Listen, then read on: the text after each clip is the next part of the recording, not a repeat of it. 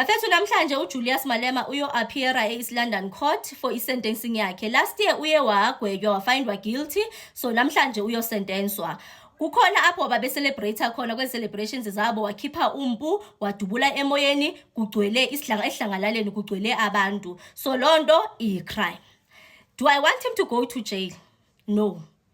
What he did is a crime, ndiyavuma. But do I want him to go to jail? No. You know why? Because if nyani bafuna into bakorekisha okanye basebenzisa i-justice system right, lo mntu oye wamnika umpu because wayebhizi bebhiyoza ke, uthathwa umpu umuntu othizeni oyi-security guard sabo usinikeza uJulius Malema. Uba ngabanyani bebefuna ukupanisha uJulius Malema for ucommita law crime, ngokubona ngam lo akakwazi kusinda because umuntu abamfinde guilty nguJulius Malema waze wasinda lona. Uba ngaba siye bugebengwini saze sathi sisonke sisebugebengwini siyogqekeza, xa kusegqekezwa njalo kwakhona nikezela umpu ndathatha umpu ndadubula, sonke besikulo crime leyo. I-accomplice yakhe leyana isinda njani yona uba ngabanyani bafuna ukumpanishela for i-crime akayenzile? Ndiyafuna into reprimandwe, ndiyafuna into reprimandwe. Angakhonjwa ngomnwe, angathunywa kuthiwe makenze certain things within the community, anganikezwa certain interdicts ezizampreventa from doing or performing certain things. Zikhona indlela abangampanisha ngayo, but not to take him to jail.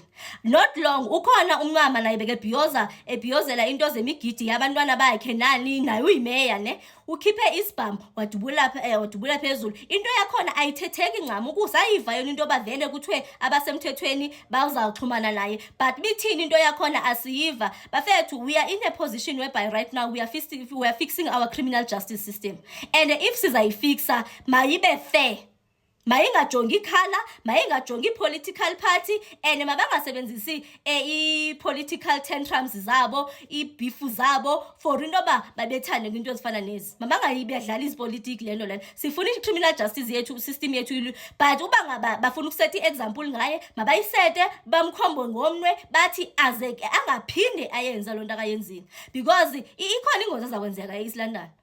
Should they decide to sentence uMalema, I am telling you, ikhona into ezakwenzeka ema, because I don't think it's fair.